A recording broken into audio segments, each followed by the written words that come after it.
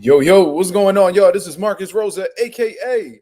Zuma TV. Back at y'all with some more boxing talk, man. I hope everybody's having a blessed, beautiful, positive, productive night. I hope you had a great day overall, man. I'm back at y'all with some more boxing talk. We're going to get into our weigh-in reactions for Devin Haney versus Brian Norman Jr., Benavidez Yarde, Ben Rodriguez versus Fernando Martinez, and, of course, Abdullah Mason versus Sam Noakes. Of course, we also going to get into our final picks because the fights is going down tomorrow night, and I will be doing my live fight commentary and my post-fight reactions to those fights as well, man. The fights that we've been looking for are finally here. You see what I'm saying? Shout out to everybody in the comments so far, man. I apologize for coming on later than usual. I just got back from my amateur show over at Pivot Boxing Academy. You know what I mean? It was a great show. A lot of people pulled out, man. A lot of no-shows, very disappointing and unprofessional on their part. But regardless, we still had 10 action-packed bouts. And the fighter tonight, for the first time in a long time, actually didn't come from out of our gym. I think his name was like Angel Ramos or whatever the case is, man. Congratulations to him. He put on a phenomenal performance. Was down. He had gotten 8 count in it all. He came back and got the victory. Beautiful performance, man. Viva Mexico, cabrones. Of course. I had 2 of my guys fight because the other guys who were supposed to fight, their opponents pulled out, unfortunately. Shout out to Anthony Kirkula Jr. He was supposed to fight. His opponent pulled out the morning of. David Jacobs, his opponent pulled out. Deshaun Jones, his opponent pulled out. But we had Derek the Maestro Moore fighting. You know, he put on a sensational performance, man. I got to show you guys the recap to that. The counter punching was absolutely amazing. The timing was phenomenal. This was a guy who was significantly bigger than Derek, too. Derek actually moved up for this fight. And he looked pretty good. You know what I mean? His pro debut is definitely coming soon. I can't wait for y'all to see the Maestro. You know what I mean? And then we had Joshua Ramos, La Flecha. That means the arrow in Spanish. Definitely wasn't the best that I've seen him. I think that he cut weight just a little too late. But, you live and you learn. You know what I mean? It's definitely a process, figuring out how the way your body works and stuff like that. He cut like 5 pounds in like 2 days. I think that hindered like his stamina, his conditioning in the fight. But nonetheless, man, he dogged him. He fought a southpaw with the same amount of fights as him. And, he outlanded him, hit him with some good shots. You know what I mean? So all 2 of my guys came on, 2 of my guys won. So I'm very happy with the results, but there's always room for improvement. You see what I mean? So shout out to everybody that's in the building. We got 12 people in here. What's going on? What's going on? Undertaker, what up? For you, what up? He said, I can't get a wrench, Mazuma. Feel like I've been a supporter forever, but if not, I'm going to continue to work for it and support regardless. Continue supporting, my brother. Continue supporting, man. You're going to get your wrench. Just keep the support where it is, brother. You know what I mean? This is my fault, y'all. I'm not calling y'all by y'all typical, YouTube names because StreamYard got y'all by like the @ names on y'all account. So let me go ahead and pull it up. I know that's Justin Jackson in the building, but they got him under J-Day. Oh, it's the same thing on here as well. So my fault, y'all. So Justin, what's going on, brother? Donald Banks, what up? Great Gambino, what up? Marissa Alvarez in the building. Simba, what up? Southwest Dice is in the building. He says, salute. We smoking on that ATL Shorty pack. Ooh-wee, that boy Southwest out here. He talking crazy. I love it. What's going on? Mike from VA, what up? Appreciate that, Undertaker. Thank you very much. Coffee Plant in the motherfucking building. My guy, what up? Alda Pal, what's going on? I ain't see you in a minute, Al. Am I tripping? Let me know. 88 Sports Talk, what's going on, brother? My boy always in the building support. Salute. He says, salute for not running from Matias news. I don't run from anything. You know what I mean? I don't run from anything. I've had police approach me. I never ran from them. I never ran from no man. I never ran from no woman. I never ran from accountability. I never ran from, holding the L. Never. Don't run for shit. Even when I was boxing, I ain't like running. Shit. Wouldn't even jog away for some shit. You got me fucked up. But, nah, man, very, very disappointing. very, very disappointing news on Subriel Matias's part, but we spoke about it yesterday. I ran into, I'm still kind of confused on how the way that whole situation went about with the drug testing. He did a drug test on November 4th. He was clean. Then November 9th, he was dirty. But the amount he got caught with typically alludes to some type of contamination. Listen, I don't know.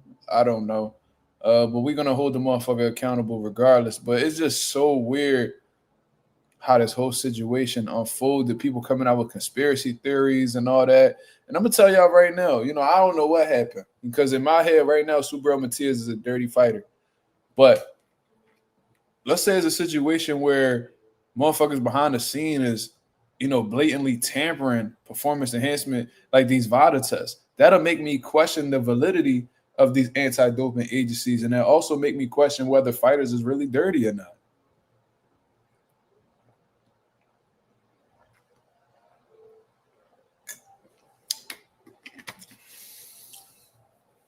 Shout out to my boy Led If Connor with the $2 super chat. Brother, I appreciate you coming through and showing love. He said, who is more likely to lose, Bam, Mason, or David? Shout out to my boy Led If Connor with the $2 super chat. It's a great question. Let's really break it down. I think Bam is going to I'm not going to say had the easiest time because at the end of the day, Fernando Martinez is a champion, but I do think style-wise, this is like the least competitive fight, in my opinion. Now, Fernando Martinez might actually pull off the W. I don't know. This is boxing, right? But when I really assess Fernando Martinez, I've seen a couple of his fights. I'm like I don't even think. Y'all let me know if I'm tripping. But I don't really look, and maybe it's because Bam just fought notable opposition, whether it was Gallo Estrada, Sonny Edwards. Here go the fire department. Sonny Edwards, you know what I mean? Suarang Vasai, Carlos Cuadras. So I think Bam is probably going to be the safest bet out of everybody that's on the card. Just my opinion. But anybody could be upset, right? Abdullah Mason, David Benavidez. Now, David Benavidez is a three-time world champion. Three-time world champion in two different divisions, right? So this guy is experienced. Anthony Yarde, he's definitely, a credible fighter. He's definitely dangerous. He could upset David, but David has shown me enough. Where I have more trust. Bam and David have more of a track record of rising to the occasion in elite level fights in comparison to Abdullah Mason. Now, I think Abdullah Mason is going to beat Sam Noakes. But if you're putting if you put in the motherfucking burner to my head and you making me pick one of these guys who are most likely to lose, to me, it'll be Abdullah Mason because of the experience level. You know what I mean? Sam Noakes is dangerous, and Abdullah Mason do got a little tendency of getting a little bit greedy in the ring. You know what I mean? Staying in the pocket just a little too long. You know what I'm saying? But I'm expecting him to fight a smart, disciplined fight. I got him beating Sam Noakes. You know what I mean? I think he's going to dominate. I think he might end up stopping Sam Noakes, to be honest with you, based off of accumulation. And, the accurate punches is going to pile up. And I think as a result of that, Sam Noakes, will fall apart. That's just me. And Abdullah Mason has improved from that. Simple, but if Connor asked me a question, I don't think neither one of these guys lose. Let's make that abundantly clear. But based off of Bam's track record and David's track record, Abdullah Mason hasn't shown that he could be able to rise to the occasion in big fights, but Bam and David has. So there's more of a question mark out of the three guys. There's a bigger question mark on Abdullah Mason in comparison to Bam and David because we both seen them, in big fights. We've seen Bam in the Gallo Estrada fight. We've seen him in the Sonny Edwards, the Carlos Cuadras for his first big opportunity, the Suarang Vasai fight. And there's, the last fight he had against Kafu. You know what I'm saying? We've seen him in these fights rise to the occasion. David Benavidez, we've seen him rise to the occasion with Caleb Plant. You know what I mean? With David Morrell. We've seen him with Alexander Vosdig, a former world champion who beat Adonis Stevenson. We've seen him rise to the occasion when he fought Demetrius Andre. We've seen these guys beat names. Abdullah Mason, biggest name thus far is what? Jeremiah Nakatila? he is the biggest question mark out of the three. Now, pick all of these guys to win. I'm not saying Abdullah's going to lose, but you're saying who's more likely to lose? Probably Abdullah Mason, because there may be some things, there may be some negative qualities about Abdullah Mason that we'll see tomorrow night that we never knew anything about, because he hasn't been in there with a quality opponent to show us, to expose them flaws in him. So rooting for Abdullah Mason, but if you had to pick out of the three, most likely, in my eyes, Bam would be more likely to lose. It's just me. But Bella, I'm inclined to agree with you, sis. Mason is gonna step on this dude. I think he is. I think as soon, because when you watch Sam Noakes is very heavy-handed, big puncher. You know what I mean? He applies great pressure. But in my eyes, based off of what I've seen, he's 99.9% of this dude's like his where he's really dangerous is in close range. That's what it looks like to me. So if Abdullah Mason with that 74-inch reach, I think it was a 74-inch reach or 72-inch reach, one of them. With that, he could really pick Sam Noakes off as he's attempting to close the gap. As long as he's, picking him off, shooting inside the guard, bringing the power shots around the guard and shit like that, he could really do some damage. He could really do some damage to Sam Noakes and break him down. If Sam Noakes can't close the gap, he's cooked.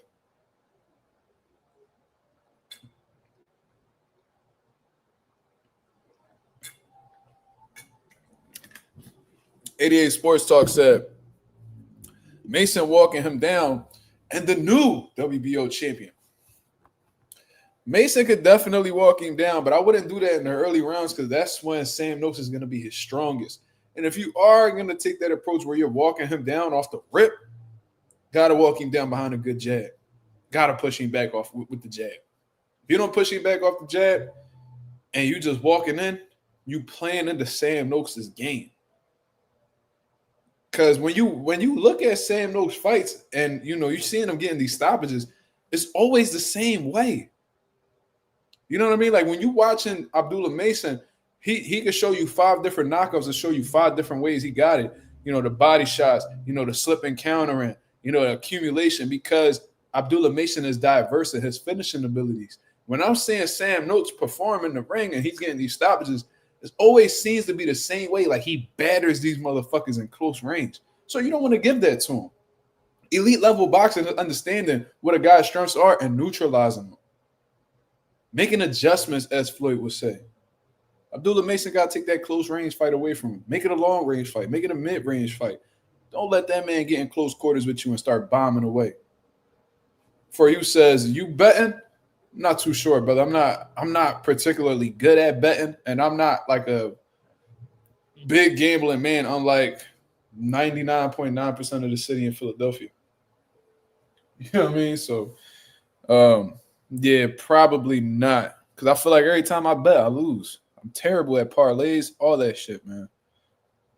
No one ever brings up Mason getting dropped twice. Yeah, and the reason why he got dropped in both of those situations is because he just stood in the line of fire too long. You know what I mean? Like he kept his hand up tight against that opponent, but the hook had gotten inside. But if Abdullah Mason would have turned him, or at least used his feet to get up out of range or get up out of the line of fire, most likely that wouldn't have happened. But Abdullah Mason, he get a little greedy in there, and to be fair, he was never dropped until that point. So, you live and you learn. Maybe that situation, made him a more dangerous fighter, or gave him more confidence. Million Films, I don't know if Mason's low-key chinny. I don't think he's chinny at all because, and the reason why I say that is because anybody can get knocked down. That's for one. And just because you get knocked down, it doesn't equate to you being chinny. Now, what further proves in my mind that Abdullah Mason isn't chinny is that both times he got knocked down, he didn't look hurt neither one of those times. His legs were still underneath him. He still performed as if he was, okay.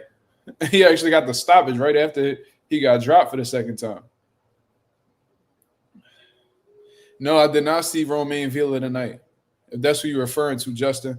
But I've been said, after the fight that he took after the Jerron Ennis fight, I knew he was done. Shot fighter. He took too much damage against Boots. Boots ruined Romain Villa. But when you watch that Jaron Ennis fight with Romain Villa, that fight should have been stopped way before Villa fell. Like, he fell because he literally couldn't take any more punishment. And shame on his team for allowing him to take all that punishment. Shame to his team for that. I didn't see him perform at all. I don't know who Varon is, but I'm assuming Varon beat Romain Villa. So I'm not surprised at all. I knew immediately after his fight with Jaron Ennis, when that following fight he took, Undertaker said, "Good night, Mark. Yeah, I'll be live for the fights tomorrow. Yes, I will be. Thank you, brother. Have a good night." I seen his punch resistance was gone. And that's what happens. Some people are not durable like that. You got people like, Ruslan Provatnikov who could, go through war after war after war and be okay. Like Chavez Sr. go after war after war after war and be okay. Then you got people who, and my biggest example is Glenn Tapia. Glenn Tapia just retired from the sport not too long ago. Now he's looking for a job. Shit, really sad, but that's just what happens. That's just what happens in the game sometimes. Glenn Tapia was being backed by HBO, like this new Italian kid on the scene who could fight, blah, blah, blah. And he was doing well. He was a product of good matchmaking. Let's not get it fucked up. But then he goes in there with a prime James Kirkland, gets his ass beat, and is never the same after that. Loses all his punch resistance. You got to be very careful. That's why your corner is important, because if your corner allows it, they could really destroy your career by leaving you in that ring too long.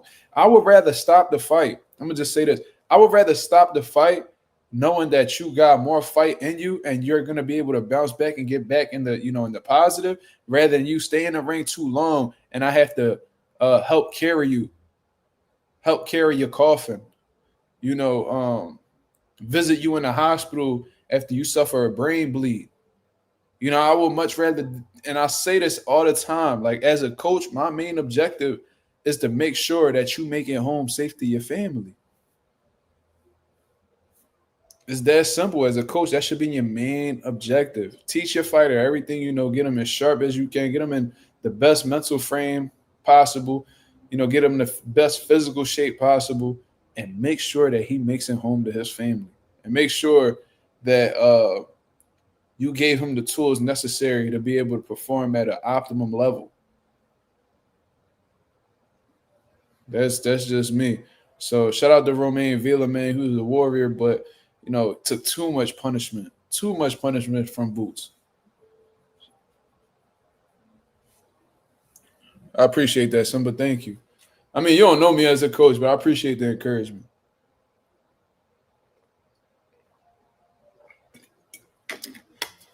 Shout out to this motherfucking Tropicana. This strawberry lemonade. Ooh-wee. That shit hit harder than Tyson, you heard? But anyways, I want to go ahead and get right into it. Remind me of the Zoo situation. Yep. I think Zoo was a result. I think he was just affected from a mental aspect because Zoo was very confident. He had the shirt where like he was crossing people off his list, and Zoo was very confident. He was feeling himself. But that Sebastian Fundora fight scarred him psychologically. I don't think it was the damage that he took in that first Fundora fight. I think it was that cut that he got on the top of his head that really questioned, like that was a traumatic situation for him.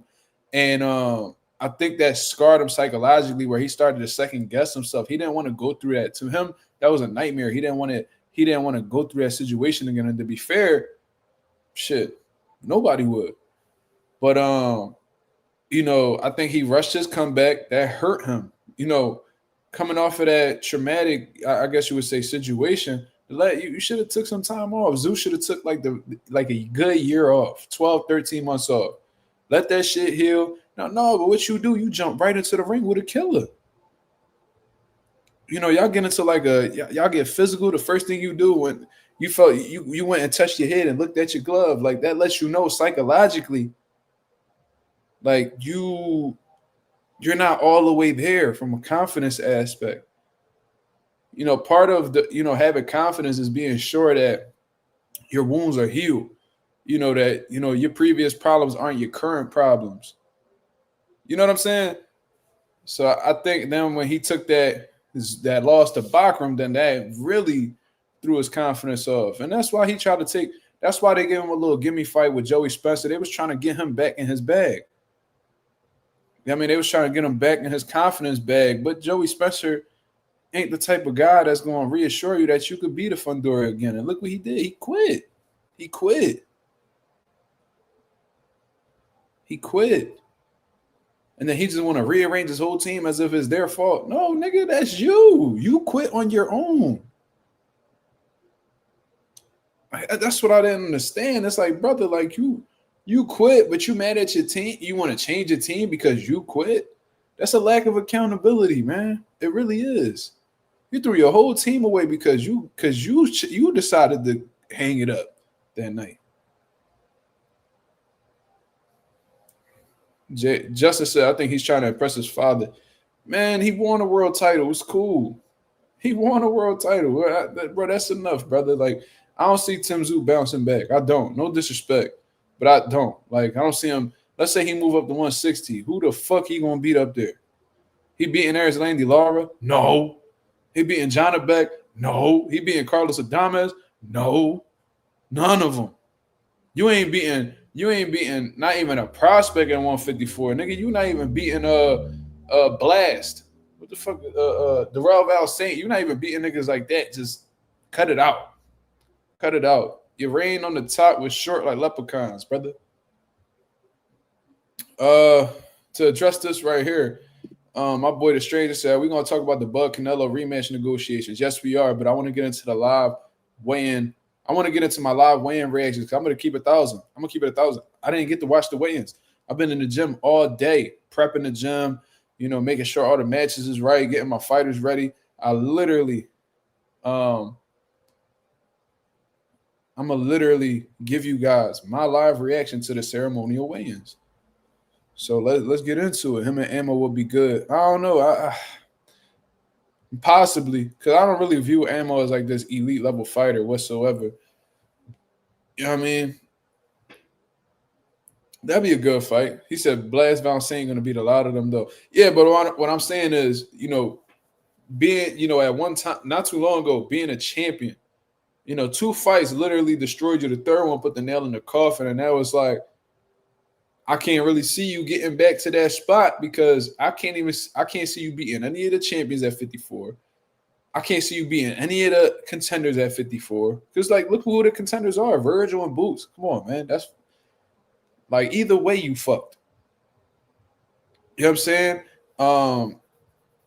I don't even see him beating Tellez. I don't. I genuinely don't. But I guess that'd be a good one. They both coming off of losses. Shit, why not? But yeah, I don't even see him beating the prospects coming up. Feel me? So, man, go punch on another little white boy again, man. Go see what's going on with Vito Milnicki after tomorrow. I mean, go fight Vito Milnicki. You probably beat him. I don't know. Trash ass nigga. Why they rematching? LOL. I hate the WBC.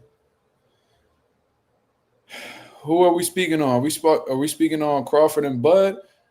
I don't think it got anything to do with the WBC if we speaking about that. It just makes a lot of fucking sense if you're Terrence Crawford. I don't think I know he was ranked like number 1 in the WBC, but I don't know if they actually mandated that. I think that's something that Canelo wants. Crawford going to be all ears. It's going to, Crawford going to be all ears because he makes some good money with Canelo. I'm sure he will want to make another big fight with Canelo so he can make even more money. Bud said he only after the big fish, man. Canelo's about as big of a fish as you could get. Yeah, this a money situation. This ain't got nothing to do with the WBC. You know what I mean? But it would have been absolutely wild if the WBC would have mandated Bud to fight Canelo. It's like, bro, why y'all ain't do that for Benavidez when Canelo had the belts? He has to activate his mandatory. Nigga, how you do that? I'm still waiting for somebody to tell me. How do you activate a mandatory? You can send petitions over every day. You still need the WBC to approve it. If you send in a petition and they don't approve it, your petition is worthless. But my boy Justice said AJ and Jake Paul face off was fire. Yeah, like I seen them being like mighty respectful to each other and shit like that. I didn't really care too much for it. I really wasn't paying that no mind either. I seen the picture of the face off though. And it's crazy how like Anthony Joshua is like significantly taller than Jake Paul, but almost got the same reach as him. Like their reach was almost equal when they're like facing off. Jake Paul reach is probably like, and Jake Paul is lower, so his arms will be closer to the ground. But with Anthony Joshua still being like this much taller than him, his arms was almost set up the same way. Like they almost was like at the same. I don't know how to explain it. How am I saying this? AJ like 5 inches taller than Jake Paul, but their arms were like at the same like level. You know what I mean? So I know there's a significant reach advantage on Anthony Joshua's part too. This is for Anthony Joshua to win, man. If this shit is anywhere near close, this is going to be damaging for AJ. AJ needs to pack him with the quickness. I'm rooting for Anthony Joshua for the first time in my life. No, I ain't gonna lie. I rooted for AJ when he fought Ngannou, just for like the sake of MMA versus boxing, right? So it has to be an extreme situation to support Anthony Joshua because I don't like Anthony Joshua. I think he pussy, right? Just based off of the past. But I tell you what, I'm going to be the biggest Anthony Joshua fan the night that he fights Jake Paul. What's that? December 6th? Is that when they rumbling or is it the 19th? It's one of them. It's one of them. I need to get me a UK flag.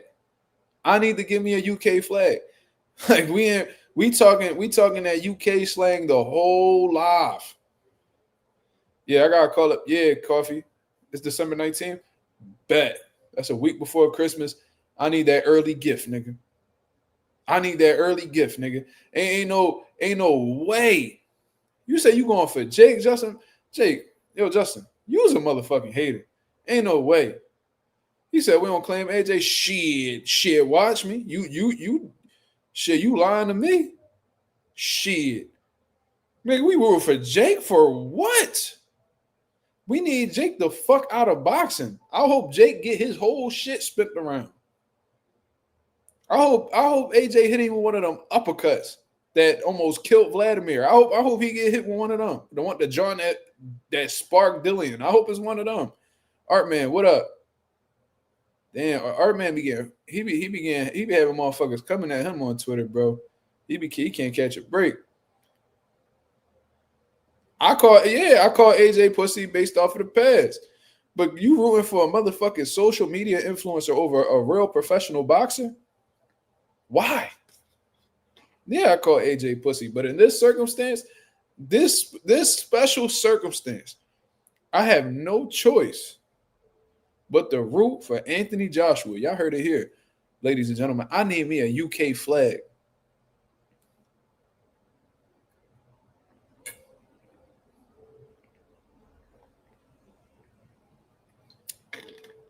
Jake Paul professional now. This motherfucker Justin, the ultimate contrarian. But I fuck with you, Justin. I fuck with you. You know what the fuck I mean, Justin. You know that he a culture vulture. You know he ain't really earned his stripes. You know he been milking the game. You know he been exploiting, the loopholes that's obviously. You see that glass half full. No, you a contrarian, brother. You don't play it like you are optimist. You are a contrarian. When the whole room going left, you the one nigga that won't go right. You that type nigga. Ain't nothing wrong with that, bro, because you a cool brother, but come on, dog. You know in your head you wrong for that. You know that he been contributing to the dysfunction of boxing. You know what I'm saying? Like, you know that he out here, like, he going against the rules of boxing, man. He's going against what he's going against what fans desire. Like, I just know I don't fuck with Jake whatsoever. I like him as a promoter. I like what he do for Puerto Rico. You know what I mean? But there's a lot of pros with Jake Paul. But when it comes to him being a boxer, there's a lot of things he does that contributes to the dysfunction of boxing. But AJ from the UK. So what? What that mean? We rooting for him. There's only one Anthony Joshua. Sweet Caroline. Oh, oh, oh. I hope he play that song when he come out and knock Jake Lights the fuck out. Oh, my God. Oh, my God. Man, fuck that, man. Whoever putting up U.S. flags, don't be doing that. Yo, the motherfucker be putting Puerto Rican flags on his body. Yo, this nigga had a Puerto Rican flag in his poster with him and AJ. I'm like, nigga, you live there. You not from there. Nigga, what is we doing? Tú eres boricua, cabrón. No. We ain't doing that. Motherfucker got a Puerto Rican flag on the flyer.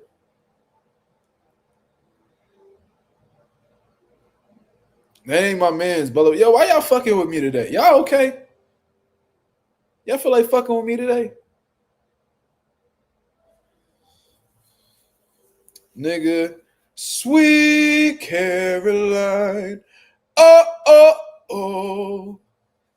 We in that bitch going crazy. We gonna have a whole UK meal in this bitch and all. Beans and bologna on bread.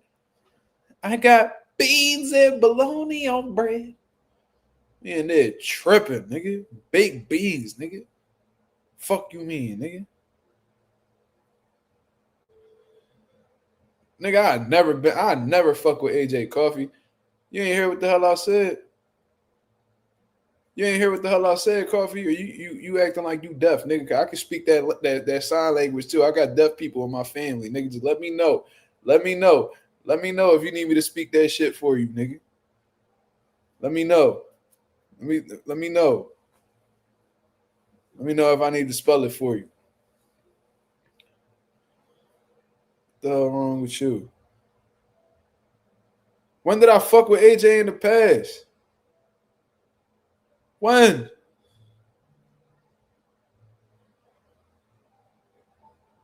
Never. Nigga said that's my set. No, that's actual letters and sign language. Y'all niggas tripping. Y'all niggas tripping. I do not. He said, what 50 Cent said? I am not gang. I do not gang bang. Let's bet 10. I bet you 10 right now, brother. Let's do it. 10? You betting 10 on Jake? Oh, yeah. I'll take that. That's an easy down. AJ, you fuck this $10. If I got to pay this nigga Justin $10, it's not even like $10 ain't shit. Let's just keep it 1,000. If I have to give this nigga $10 because you suck, nigga, on God,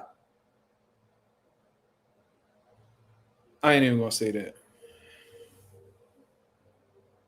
Nigga, that's barely a McDonald's meal with taxes. That shit, I probably gonna owe them niggas 12 cents. All right.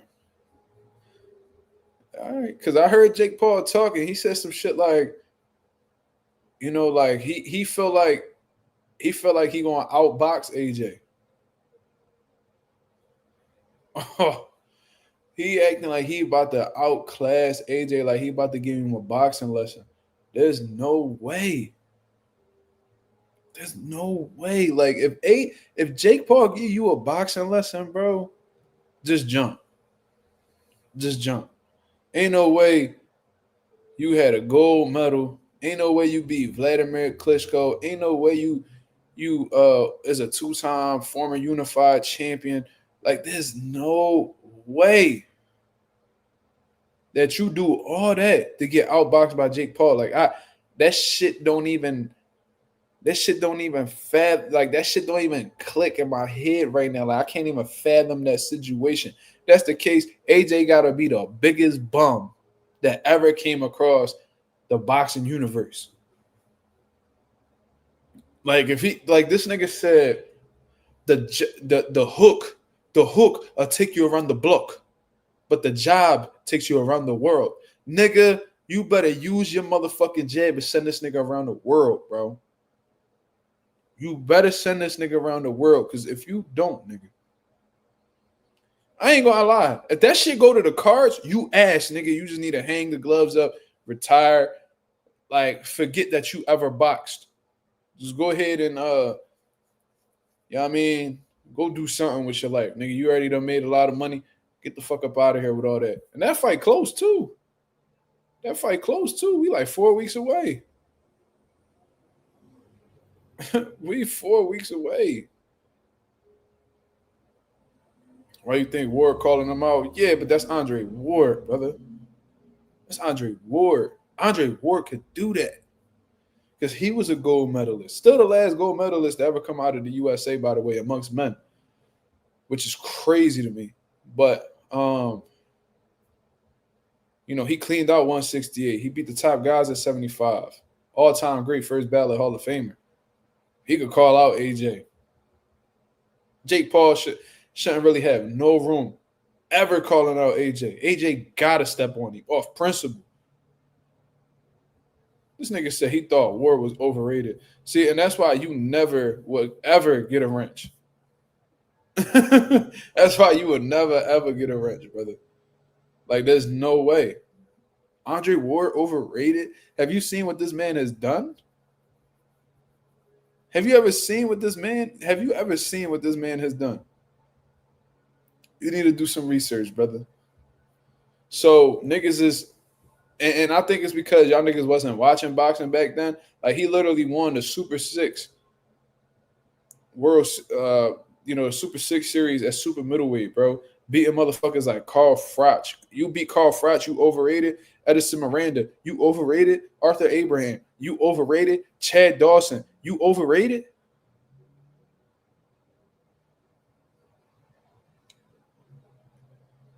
Sergey Kovalev, when he was the crusher, that's overrated.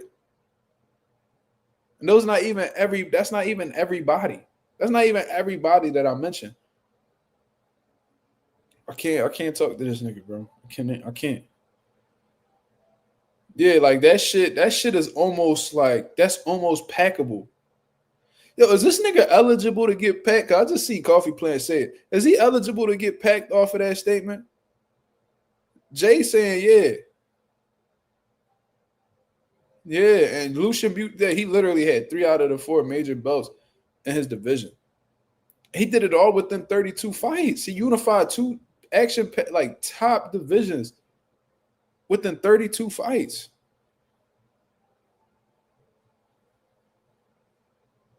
Like, what? Andre Ward overrated. Y'all niggas out y'all rabbit ass mind.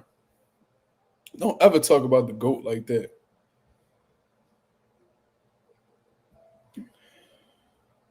Shit, forgot about Edwin Rodriguez. Shit, forgot about Sakio Bika. Shit, damn near forgot about Alan Green. If you don't know the people that he fought, let's just say that. But just because you don't know them, it don't mean that they ain't credible.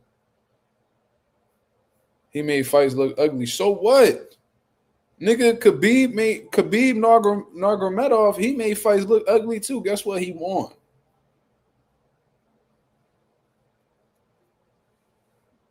What's so funny is that in some of Andre Ward's biggest fights, he's gotten knockouts.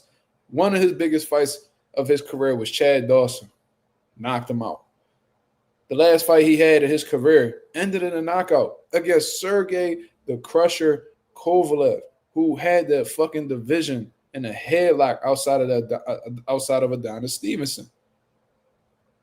Knocking out John Pascal, beating up on Bernard Hopkins. You know what I'm saying? Like, really unify his division.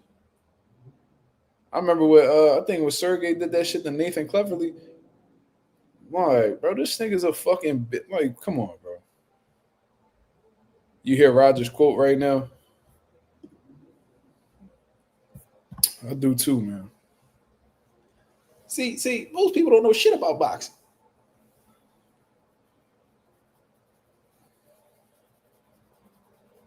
This nigga said Kovalev fights was conversational. You mean controversial?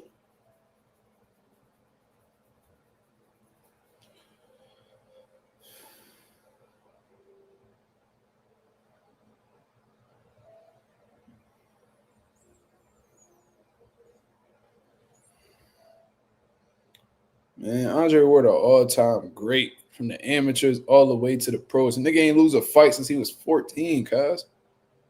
The nigga ain't lose a fight since he was 14. Like, what? You know how hard that is to do? Like, bro, that nigga lost one time when he was 14 and it was like, never again. Mikkel Kessler, yep. Oh, I forgot about that one. My fault. Forgot about that one. Go another one. But you know, I mean, it is what it is. What can we do? Oh, y'all sat him down for 5 minutes. Yeah, he need to chill out. He need to reevaluate some things. He need to do some research on Andre Ward. That's all. Do some research on Andre Ward. I'm sure your opinion will change, brother. Because that's blasphemous, to be honest with you. What you saying is absolute blasphemy. All right, so pull up this weigh-in right now. Shout out to the Zone for putting this together for us. This is gonna be my first reaction. I've seen pictures, but I have not seen the actual I haven't really taken the time to really watch the weigh-in. So let's check this out, shall we? So this is David Benavidez versus Anthony Yarde, Devin Haney, Brian Norman Jr. Full weigh-in. Got 58K views. People tuned in. Time for our main card fighters to step to the stage, and for that we go back down to Thomas. Our next two fighters competing That's tomorrow. a hell of a setup. That's a hell of a setup. Look at that shit. You know how expensive them screens are, bro? Look at the way they set that shit up. That's beautiful, man. They're putting a lot of money behind this shit, boy. Scheduled 12-round contest, and it will be for the vacant WBO Lightweight Championship of the World. Let's first welcome from Maidstone, Kent, England, undefeated with 17 wins, 15 of his... That boy Sam Noakes is absolutely buzzing, mate. I'm absolutely buzzing. You heard them people cheering for Sam Noakes? Hold on. England, undefeated with 17 wins, 15 of his 17 wins come by way of knockout. Ranked number 8 by Ring Magazine, he is the former British and European champion. Let's welcome Sam Midge Noakes.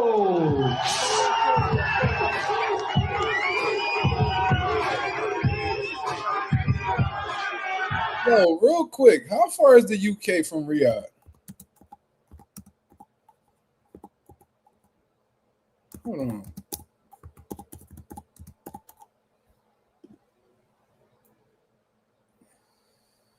$6 hours. It's about 6 hours from London. That's not bad. So they pretty close to each other because in United States terms, from Philly to LA is about 6 hours. Okay. Good to know.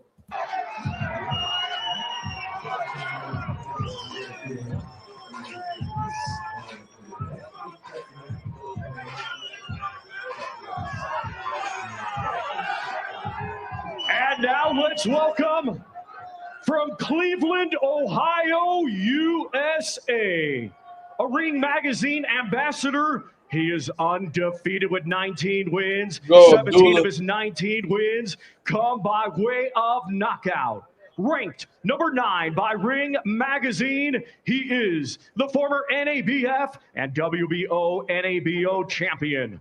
Let's welcome Abdullah Mason. Man, it's a fucking big moment for Abdullah, bro. If Abdullah show out, this kid gonna be a fucking superstar, man. But Anonymous, I did see Eddie Hearn's interview about that. He said that he don't have trouble adapting to any time except Riyadh. I also saw that David Benavidez said that he was trying to come to Riyadh earlier, but for some reason they didn't allow him to. So he stood in Dubai until it was time to go to Riyadh. I thought that was very interesting. Who didn't want you to go to Riyadh, brother? Who didn't want to? I heard David say that. He said that they didn't allow him to come to Riyadh. So he stood in Dubai until he was able to come to Riyadh. Why? Who stopped you from doing that? I forgot what interview it was. So I watched a few from David already, but very interesting. My lover's got no power, he's got his strong beliefs. My lover's got no fame, he's got his strong beliefs. My lover's got no money, he's got his strong beliefs. This is a wild song to come out to if you Abdullah though. Like who picked that song for him? He's got his strong beliefs. My lover's got no power, he's got his strong beliefs. My lover's got no fame, he's got his strong beliefs. My lover's got no money, he's got his strong beliefs. One more and more people, just one more and more. And we will first welcome to the scale Sam Noakes.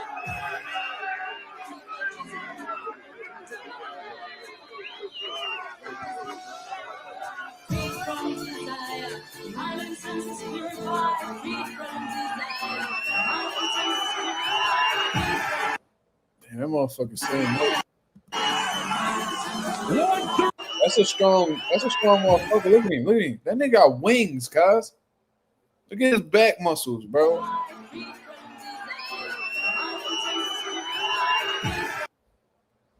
Yeah, that boy, he looks in phenomenal shape. I ain't gonna lie.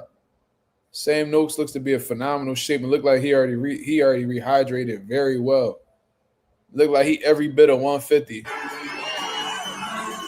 134.9 for the undefeated Sam Midge Noakes.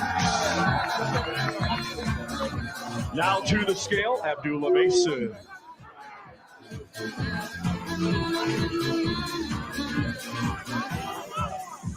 $134 for the undefeated. Abdullah looks like he's in amazing shape too, but yeah, Sam Noakes looks significantly bigger than Abdullah though. Abdullah gonna have to really be sharp and really box a disciplined fight. I really don't want to see Abdullah trade fire with this dude. I ain't gonna lie. Yeah, these are ceremonial weigh-ins, so they've been rehydrated. So yeah, this is Sam Noakes looks pretty fucking big. Defeated Abdullah Mason. Considering all the star power on the main card, Sergio, this one's kind of become a sleeper fight, but it could be the best of the night. It's no sleeper, man. Anyone that knows boxing and follow these prospects, these contenders, they know that someone's gonna go down. Big power by both. We got a southpaw in one, and we got Noakes in another one. Noakes is a hard punching guy. Let's fucking go, Abdullah. Fuck this nigga talking about. Fuck out of here, man. This nigga get his hair cut with scissors, man. Fuck Sam Noakes, nigga. He's a volley puncher, coming straight forward. When it comes to Abdullah Mason, he's tall, he's lengthy, but he is vulnerable, has been dropped before. This is going to be a firefight. Someone's getting knocked out. And a lot of Brits making the trip here to Riyadh and making some noise here tonight. It's a battle of the undefeated tomorrow. 12 rounds scheduled for the vacant WBO Lightweight Championship of the World. All right, Sam, obviously this is going to be your first world title shot, and you and Abdullah Mason both fighting on the world-class level for the first time. He's been on the deck before. How do you make him feel your heavy hands? Well, you'll see tomorrow. I ain't got no other way of fighting, boys, to be honest. You understand? Come on! Come on! And look, this is unbelievable. Look at this. That motherfucker loving the crowd, bro. Sam Noakes look like he get turned. Yeah, he feel a little energy. Like, nigga, relax. Nigga. Support you have from England. I made the trip over here to Riyadh. How do you make them happy and bring the title home? You know, I like it. Sam Noakes knockout, boys. You know, you understand? Come on! You know! Thank you, Sam. Can't wait to see you tomorrow night.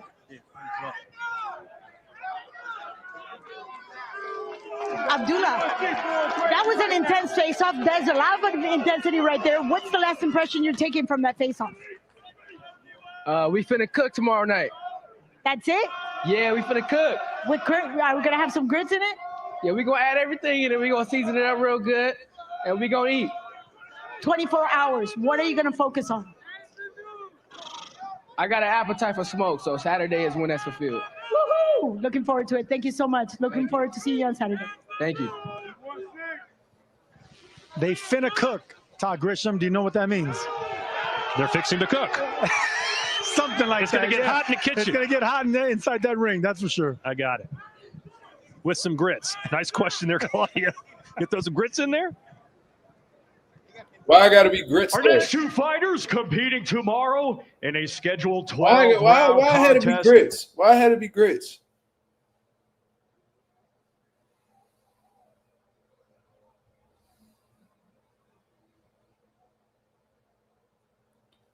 Out of all the food, all these niggas had to mention grits. You gonna make some chicken? You gonna make some chicken too, Abdullah? Yeah. But you got some Big Mac and cheese, don't you? Oh boy, that boy Abdullah gonna make us. Abdullah always won. Oh my God, Abdullah about to make. Man, Abdullah, man, you better get it popping with that chicken, ain't you? You gonna season it real good, ain't you? You got the bread, you got the flour. Who the fuck? No, Todd not even the one who mentioned the grits. It was this fucking bald Jada Pinkett Smith scalp having ass hoe over here mentioning the grits and shit. You making some grits, Abdullah? You Mason brother, y'all making some chicken? Like, why the fuck gotta be grits? Fucking dumbass, tired, dog face asshole. And it will be for the WBC, WBO, WBA, and Ring Magazine Super Flyweight Championships of the World. Let's first welcome, coming to us from La Boca, Buenos Aires, Argentina. Undefeated with 18 wins. I did not expect this dude to be a cocky bastard. I did not expect that. 9 of his 18 wins come by way of knockout. Ranked number 1 by Ring Magazine. Tomorrow, the reigning and defending WBA Super Flyweight Champion of the World. Let's welcome Fernando El Puma Martinez.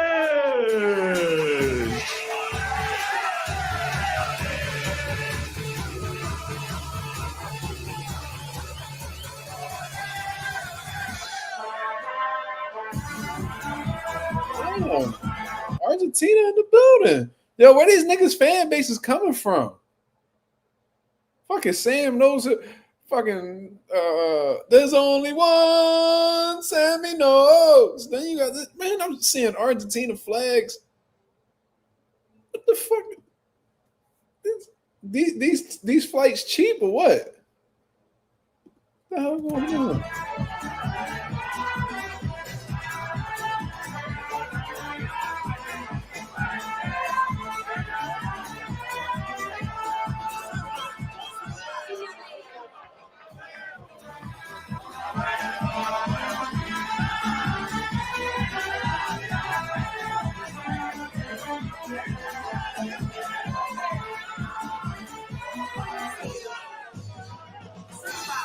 And now let's welcome from San Antonio, Texas, USA. He is undefeated with 22. Them bells look big as shit on Bam little ass body. Look at that. These niggas be little as shit. Texas, USA. He is undefeated with 22 wins. 15 of his 22 wins come by way of knockout. He is, pound for pound, one of boxing's top stars and the reigning and defending Ring Magazine champion and unified WBC and WBO Super Flyweight Champion of the World. Let's welcome Jesse Bam Rodriguez.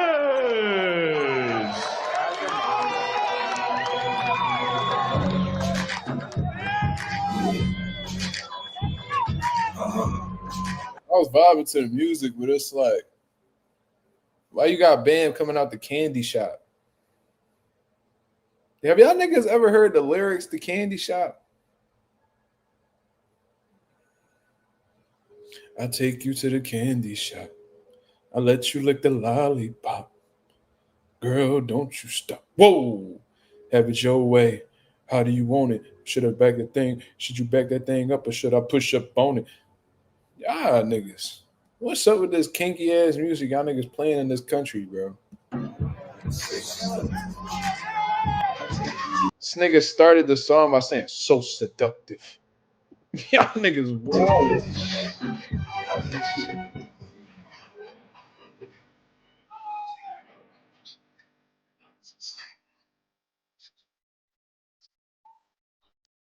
Nigga said, yeah. And we will welcome first to the scale, Fernando Martinez. How do you want it? Back that thing up, or should I push up on it? That's wild. That's a wild ass song to play at a fucking weigh-in, bro.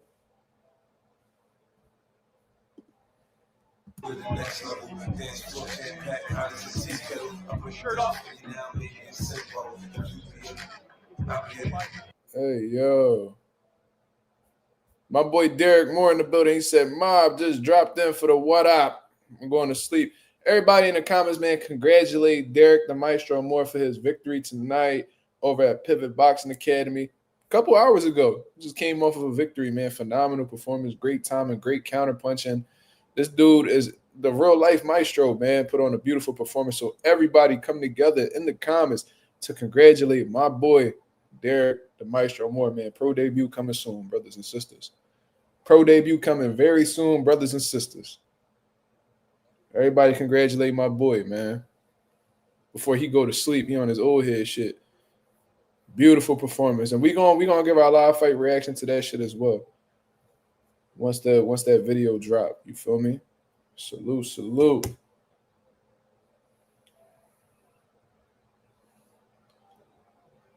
Shout out to my boy Slime with the $1 super chat. He said Turkey want to rub Bam's abs. Jesus Christ, this nigga Slime is out of control. Lord help this nigga.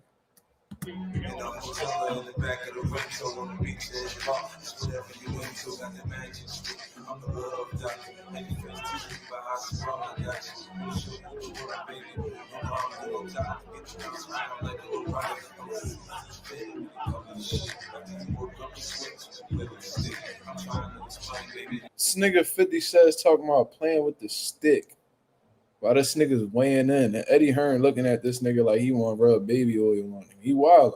113.12 for the defending champion, Fernando El Puma Martinez. Now to the scale, Jesse Rodriguez.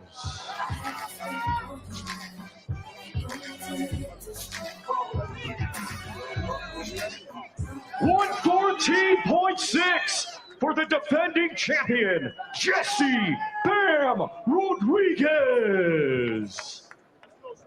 Sergio, this is Argentinian. He said what?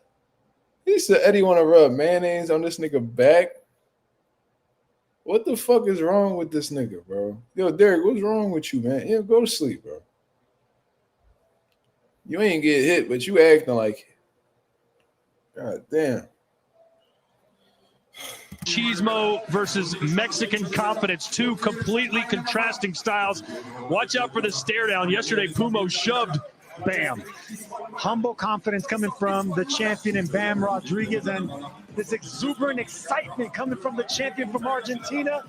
I mean, this is as good as it gets. And look, they travel in packs as well.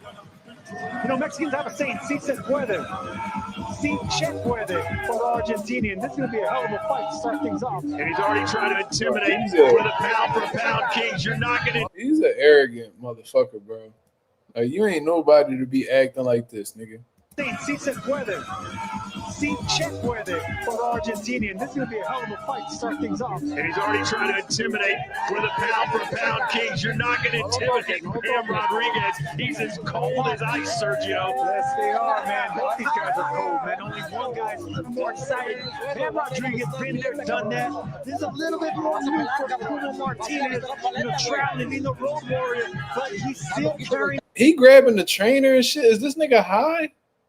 Can you get Coke in Riyadh? What's wrong with this nigga? One guy's a little more excited.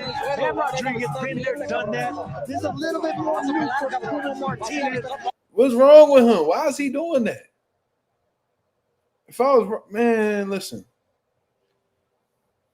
I'd have fucked the money up, bro. Because I'd have punched this nigga dead in his mouth. There ain't no way you grabbing me, bro. Like, I'm the trainer. And I don't know what Robert telling him. Nigga, you grip it like that is rap. He's the road warrior, but he's still carrying himself like he's a favorite. And that's what I'm talking about here, Todd. Every B-side, if you want to call him that, if you want to call the champ and Puma Martinez a B-side, they're carrying themselves like this champ. Sam Noakes before him. Looking stupid as hell, nigga. Stepdad. Every single guy that's on the other side of the champion is carrying themselves like a champion. Bad dumb. It's a battle of the undefeated. 12-round schedule for the WBC, WBO, WBA, and Ring Magazine Super Flyweight Championships of the World. All right, Puma. We posing like you have stolen my honor. Man, nigga, you better go ahead with that stupid shit. You have stolen my honor, and your debt must be paid. Ugly ass nigga. Don't make no motherfucking sense. Coming up there acting a motherfucking fool. You grabbing the trainer and shit. You lucky Rob ain't punch you in your mouth, nigga. Know how confident you are. You're not showing the champion Bam Rodriguez any respect at all. And we know you like to bring the pressure in the ring. How do you take that Ring Magazine Championship home to Argentina? Obviamente sabemos que no estás demostrando nada de respeto al campeón. Sabemos que vas a entrar en el ring con agresión. ¿Cómo puedes asegurar que te llevas ese cinturón de ring a casa a la Argentina? Hola a toda mi gente. Yo soy... Is he drunk? Hola a todo mi gente. Ugly as shit. Hola a toda mi gente. Yo soy el campeón. Yo vengo por los otros cinturones que me pertenecen. Esto es Argentina. Hi everyone, hope you're all doing well. I'm the champion. I'm coming for those belts. Those other belts belong to me. Let's go Argentina.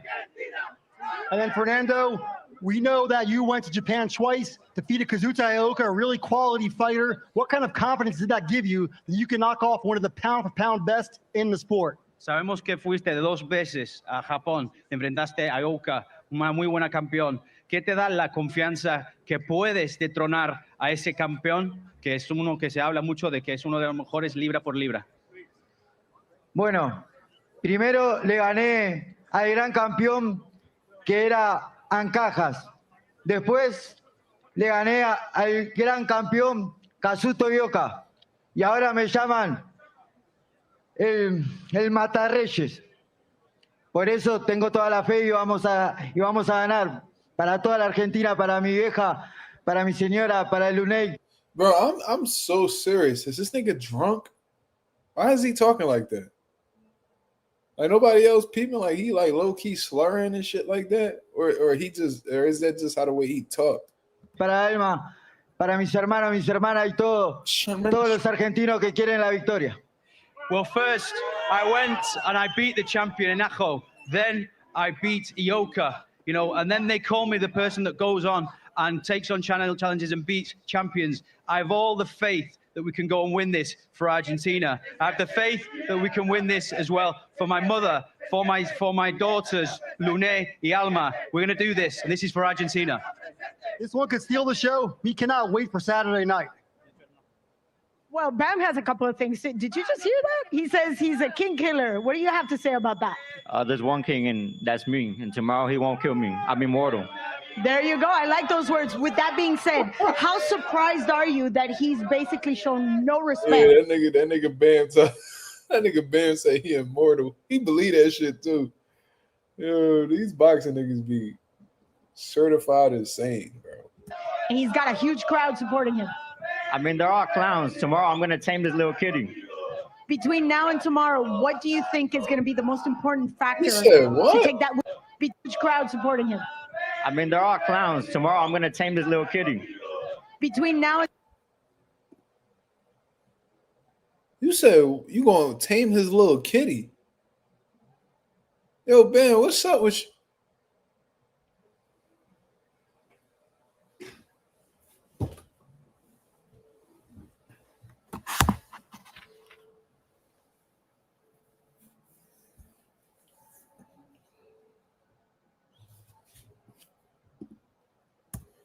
Supporting him. I mean, they're all clowns. Tomorrow I'm gonna tame this little kitty. Between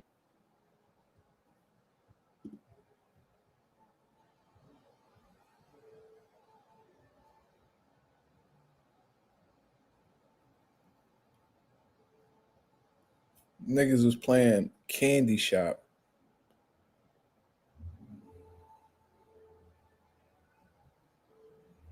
Kinky ass house music.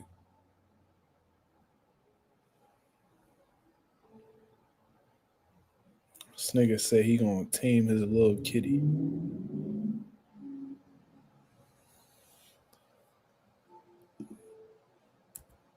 out supporting him. I mean, they're all clowns. Tomorrow I'm gonna tame this little kitty.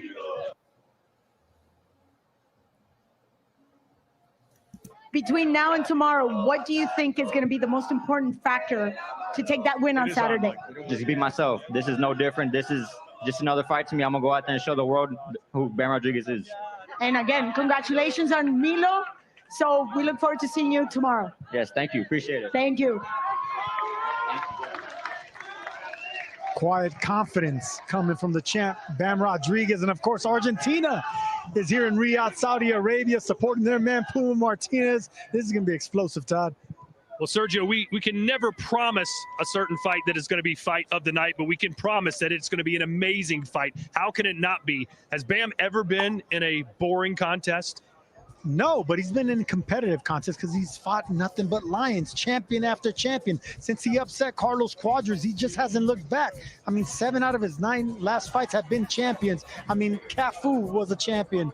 Carlos Cuadras, Gallo Estrada, he's knocking these guys out, taking one by one. Now another champion's in the way. But Sergio, you know, sometimes fighters that Good take, Sergio.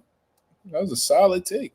look unbeatable, it's the awkward style of a fighter. Vernon Forrest comes to mind, Ricardo Mayorga. He should beat Ricardo Mayorga 10 times out of 10, but that wild, unorthodox style, those overhand shots can sometimes beat a better fighter, can they not? Great comparison, Todd Grisham, and I beat Vernon Forrest with that unorthodox style as well. Look, the way to beat perfection is to be imperfect. You know, you can't go in there doing the exact same thing everyone else is doing. You got to be different. So yes, that style, that winging style, that Argentinian, you know, bravado with that power, that can actually pull some of the German Olympiads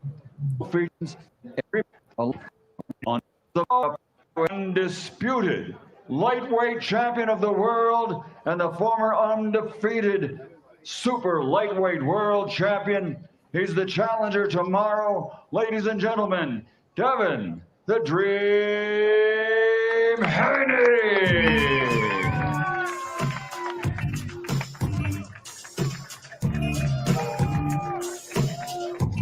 Undefeated challenger, 2-time world champion. And his opponent. Every time I hear that song, I think about that last verse. So much trouble in the world, nigga. Nobody feel your pain. Yeah.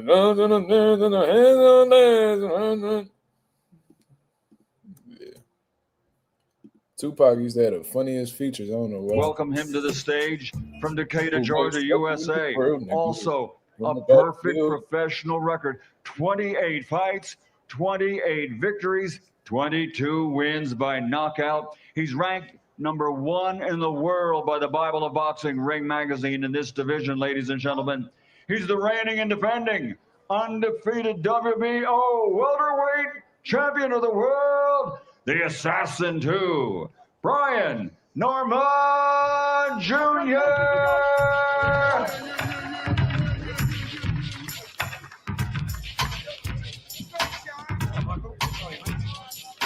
All right, they got the music together for this one. Undefeated champion versus undefeated. This nigga Norman ain't line up them sideburns. This nigga Norman a dangerous nigga, and he got the motherfucking and 1 Dewey on. This nigga got the and 1 bone collector do-rag on. This nigga tripping. Defeated challenger.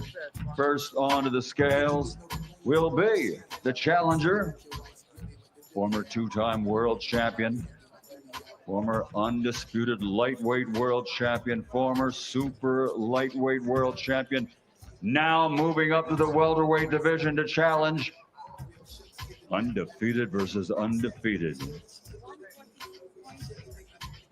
That nigga Devin Haney in stupid shape, bro. God damn.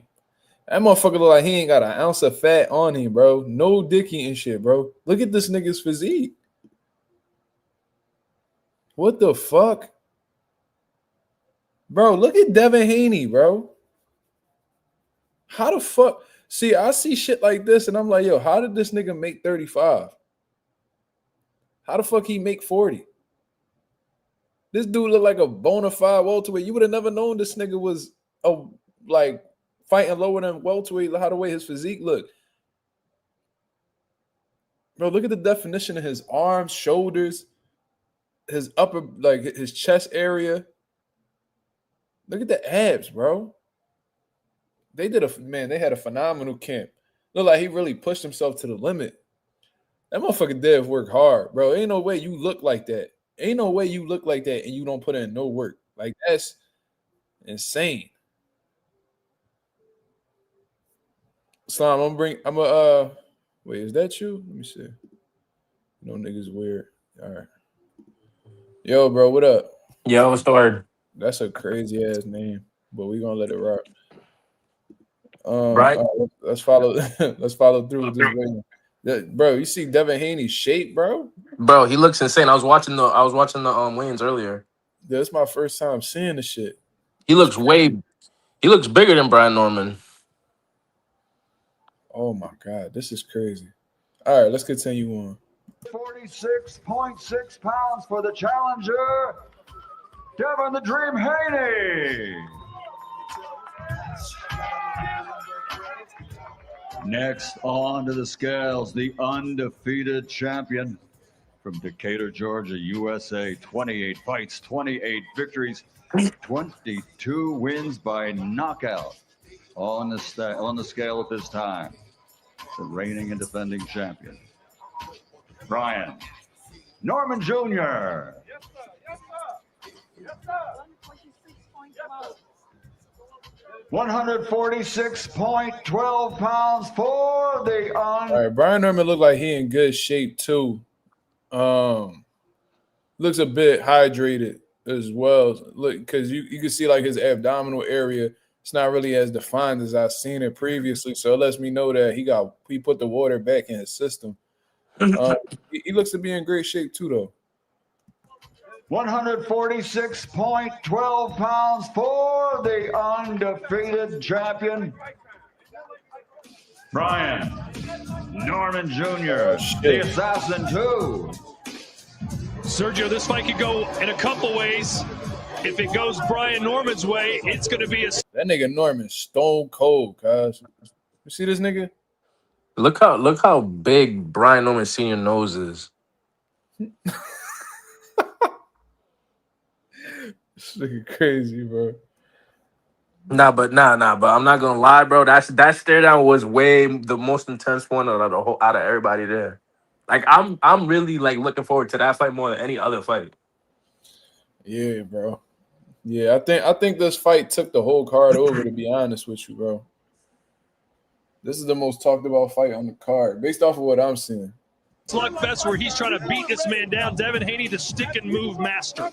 If this fight is long range, it's going to be the dream. Devin Haney doing what he knows, the jab, the distance. If it's mid-range and close range, it's going to be the power puncher and Brian Norman Jr. What part are we going to get? I think we're going to get a little bit of both, and that's why this fight is one of the most interesting on the card, because we got a puncher and a boxer. Zoom in, crazy. This is crazy ass zoom in. I don't know why niggas had to be that close on the camera, but bro, because Turkey's freaky. I'm trying to tell you, bro. That nigga Turkey, the 69 God out this motherfucker, bro. He's the dirty Sanchez king, bro. I'm trying to tell you. This nigga crazy. Bro, I got like air like on the top of my ribs, so every time I laugh, that shit hurt. But fucking yeah, this is a crazy. Winning a decision. Yeah, you know what? He can. He's more than a puncher. That's what I've been really. This nigga J Cash said Turkey want to see niggas kiss. Let me tell you something. What that nigga Turkey be saying? Let me tell you something. You niggas kiss right now. Now kiss. These black guys, they don't kiss, and I want to know why. More than just a puncher. And Haney, we know that he's experienced. He's the one with the heavy resume. That's why this fight, I mean, we say it all the time. It sounds cliche, but it's 50-50. Bro, these niggas locked in, bro. Holy shit. These Bro, niggas, yeah, they ready, bro. They ready to tell go. you.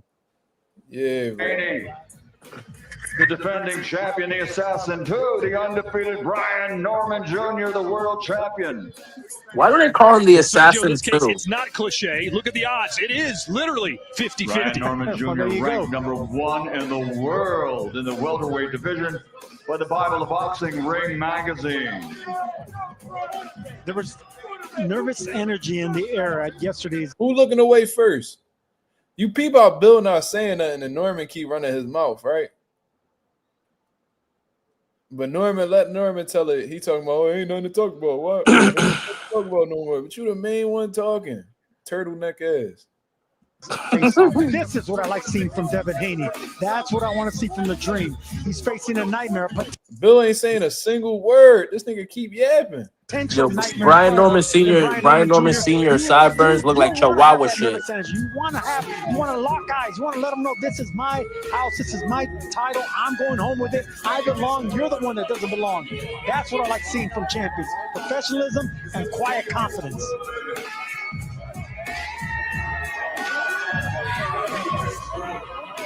They can't pull these two guys away from each other.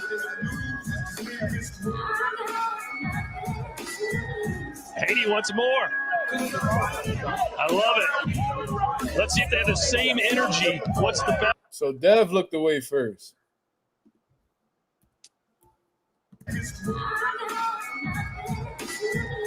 Haney wants more. I love it. Let's see if they have the same energy once the bell rings, or is Devin Haney going to be going backwards instead of forwards? That's the thing. What Devin Haney are we going to get? Undefeated versus undefeated for the welterweight championship of the world. Devin the Dream Haney goes against Brian Norman Jr.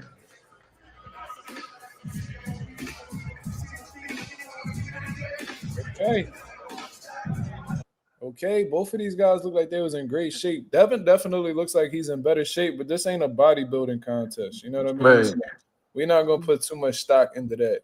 You know what I mean? I really don't care whose physique looks better. That's not really my, my thing. You know what I mean? That's these niggas' thing on the internet, but it ain't mine. Nah, facts. Because, for example, look at David Benavidez compared to Anthony Yarde. Yeah, and we about to get into that in a little bit. I think that's the last one. So let's go ahead and see that. Let's fast forward. The Dream, nothing new. Thank Allah for this opportunity. And the talking is done. Now it's time to do work. Inshallah, victory. All right, thank you, Devin. He not He rapping. he looked at that nigga dead in his eyes and said that shit. He mean that shit, yo. Yeah, he not doing no more talking. He ready to fight. Today, that was an intense face-off. What did you take away from his demeanor, his body language? This is the last time you guys see each other before you walk into the ring. Sure, it's about that time. 24 hours. Talk is over. They're going to get this action started. Talk about this next 24 hours. What are you going to eat? What are you going to do? What are you going to focus on? Sure, same thing as any other day. Might eat me a few steaks, a few sweet potatoes. You know what I'm saying? Get some little waffles. They got a little chocolate cake waiting on me. You know what I'm saying? I'm eating good, baby. Wait, hold on. I'm pretty sure I'm invited. One more time. Oh, shit. She ready to go. Yeah, she want Brian Norman to fucking take her down. Hey, yo, she said, I want to know why they call you the assassin. Number 2. She and that bitch talking about, am I invited? Take you back to the crib. Show you how I live. Yeah, she already. I'm invited. Tripping. Oh, yeah. Y'all She want him to buy him a drink. You got sweet potato pie at the crib waiting on us right now. Everybody come on through. Real quick, before I let you go, what does this matchup do for you that's going to bring the best out of you? Sure. Y'all finna find. My niggas ever repeat when Brian Norman Sr. laughed? That shit sound like it hurt. Bro, like all his laughs, like that shit be fake, bro. That nigga got like a Kawhi Leonard laugh. Yo, listen to how the way Brian Norman Senior be laughing. He like you could tell like his laugh be so forced, bro. He's like, yeah, laugh with what he said, guys. He's my son's funny. Like you can hear him laughing in the background. Like every time he laugh, it sounds like that shit taxing. Like that shit just fuck with his gas tank. I at the crib waiting on us right now. Everybody come on through. Real quick, before I let you go, what does this matchup do for you that's going to bring the best out of you? Shoot, y'all finna find out, man. Just straight up, Norman gang over everything. You see that belt on my shoulder. I came in with, I'm finna walk out with it. And y'all boys gonna respect me after this one. Watch it. We look forward to seeing you tomorrow. Thank you very much. Appreciate it. The Norman gang over anything. He walked in with a belt. He's walking out with it. Stop trying to talk like us, nigga. Anyways, let's go ahead and skip past this. I hate when these culture vultures be trying to still swag and shit because they ain't got no culture. But anyways, Anthony Yarde making his way. Damn, nigga, tapping mad hard. You gonna break your keyboard. Two-time world champion, former shit. super middleweight world champion, the reigning, defending, undefeated WBC, WBA, light heavyweight. That nigga just knocked out Adrian Broner 6 times. Bro, Jose Benavidez is always mad at the world. The son, like this nigga don't ever chill. Like he always mad about some shit. Like nigga, he's waiting for that next Creed 7 call. Yo, look at him from the rip, bro. Champion, the reigning, defending, undefeated WBC, WBA, light heavyweight. Why my fat ass brother better than me? Nigga stressing. You see David's son whooping Adrian Broner ass? The Mexican monster, David Benavidez.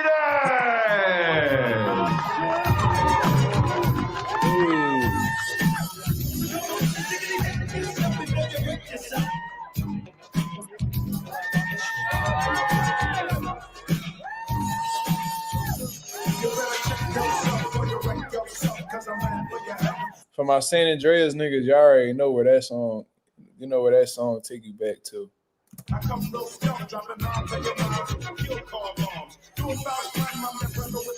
And first on to the scales, Yarde. That's a big Ranked ass number name. 4 in the world by Ring Magazine. 27 fights, 24 KOs in those 27 wins. 173.9 pounds for the challenger. Why Eddie Hearn lick his lips? Yarde for the challenge. Look at Anthony Yarde's face though. Y'all don't see nothing? Not confident. No, I'm talking about like how the way his face look. What's wrong with him? His face looks sunken in. You don't see that shit? Nah. No, I'm tripping. Nah, watch when they do the close-up, bro. Look at his eyes. Watch when they do the close-up, bro. Those in those 27 wins. 173.9. So you telling me he don't look fucked up in his face right now? Which Nick J says a little sunken in. Baboon says Skeletor. Nah. Super duper. I don't see no, I'm talking from a physical standpoint. He looks in shape. I'm talking about his face. His face usually looks a lot rounder than that. I don't know. That motherfucker Anthony Yarde up there looking like an in shape Whoopi Goldberg though. Like an in-shape KSI and shit. Like Whoopi. He look in great shape though. Next on to the look like he got a lot of muscle though. I'm gonna say that. Maybe that's genetics. I don't know. Scales, the defending champion, a two-time world champion, undefeated as a professional, 30 fights, 30 victories, 24 wins by KO. Look at Benavidez with his abs. Okay. Look at Benavidez with his abs. That fat motherfucker got some abs on him. 74.3 pounds for the reigning and defending champion, David Benavidez. El Monstruo Mexicano. Anthony Yarde built like the beast from the East. Sergio, look at that physique, but look at that physique, bro. These cucks be loving how the way black people body look, bro. Bro, I'm trying to tell you, it's something about these pink people that they see black people's bodies and they lose their mind, bro. It's like they develop some type of inferiority complex. Bro, you ain't want to talk about nothing but their physique. You ain't see Eddie Hearn staring down Anthony Yarde while he was weighing himself? Bro, this should be crazy, bro. Like, I remember when Anthony Joshua was coming up. Oh, my God, he looks like he was made from marble. I'm like, nigga, what the fuck is wrong with y'all niggas? Y'all niggas act like y'all ready to ride some dick or something. Should be should be really cooking. David Benavidez intimidated by no man. The British Beast versus the Mexican Monster. Both these guys carry big power, but look, man, experience is on both sides. So not only is it power, not only is it experience and hunger, but these guys are ready for this moment. I mean, we keep talking about the third time is a charm for Anthony Yarde. Maybe third time is the harm for David Benavidez. For the unified light heavyweight championship of the world here in Riyadh, Saudi Arabia, live worldwide on DAZN. Oh shit! This is a can't-miss main event on a night that has really. Y'all seeing it now? Like his face look like he's sunken in. I'm telling you, he don't look like that. I'm trying to tell you, starting to pay attention. Four main events. I think you're wild. Cream of the crop. The challenger going against the undefeated. Look, nigga, he look. What the fuck, bro? Anthony Yarde don't look like that, bro. Does Yarde have a busted lip? I don't know. Yo, Yarde, from this angle, the way you got him paused right now, he looked like that wide neck dude. And that's what I want seeing. Look, a monster and a beast shaking hands because it's respect, man. They have already sold the fight. We are here with history. I'm expecting the best version of Anthony Yarde on Saturday night. What lessons are you looking to apply from those two fights? I'm just ready to fight. Past don't matter. It's only the present and the future. And I'm excited. Look, and we know how much of a big puncher you are yourself. You're a quality fighter. I imagine it's a dream of yours to win that world title. What are you visualizing when you think about Saturday night? Taking home the victory. That's all I've been visualizing. And I want to do it in an explosive way, exciting way. And it's going to be historic because it's him. How many of y'all got Anthony Yarde for the upset, y'all? Let me know in the comments. How many of y'all got Anthony Yarde for the upset? Seen a few people say it, but I just want to see who picking him. Who picking Anthony Yarde to defeat Benavidez tomorrow night? Leave it in the comments. I got Yarde cap. Ooh-wee. Nah, I'm capping. All right, we can't wait to see it Saturday night, main event. Thank you, Anthony. Lions in the camp. Well, you heard that. There's a lot of respect, but not really. Yeah, he says he's still going to take your title away. So what do you say? There's a lot of hardware that he's going to have to carry. Ain't nobody taking nothing from me. You know, I'm really excited. I've been training extremely hard for this fight. You know, I'm excited to get in there to see what Anthony Yarde is about. I'm excited to get in there to feel his power. And I'm excited, you know, to give the fans a great fight. Man, there's a lot of great talent on this card, but I'm going to go in there. I'm going to steal the show. We're going to have the best fight of the night. And David Benavidez is going to have the best performance of the night. And I'm going to walk out of there with both my titles still in my arm. Well, this was the first challenge, but you came way below the limit. What's the strategy behind that? My son just woke up. There's no strategy. Come over here, baby. Why are you waking up? What are you doing?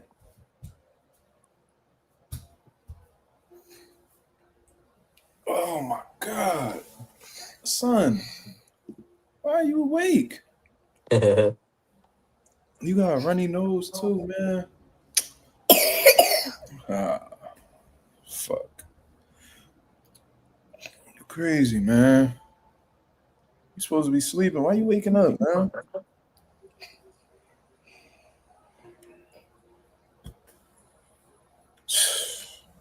Anyways, motherfucker sleepwalking or something. Yeah, twin sick. Yeah, he got a little cough, a little cold. I'm gonna end up wrapping this shit up soon. But I heard like the door open and shit. I'm like, who the fuck in my crib? So, shit. All right, let's continue. Behind that, I felt good. You know, the weight cut was easy. You know, we're under a pound, so I felt good. You know, I preserved a lot of energy. You know, I didn't really have to do too much to cut the weight to 175, so I felt good. Now I can use the extra energy into the fight. There we go. We look forward to these following 24 hours and see you back in the ring. Thank you so much. Best of luck. Yeah, thank you. Oh, well, that's it, man. I don't really care about that weirdo, but don't really care about that weirdo. Yeah. So what you thinking, Slime? What you think about these weigh-ins? As a matter of fact, let's get into these final picks. I'm gonna put this little nigga back to sleep. I think shit, we can start with let's start with Abdullah Mason and Sam Noakes. What you thinking about that? Abdullah Mason looks really well, really well. He looks good, man. He looks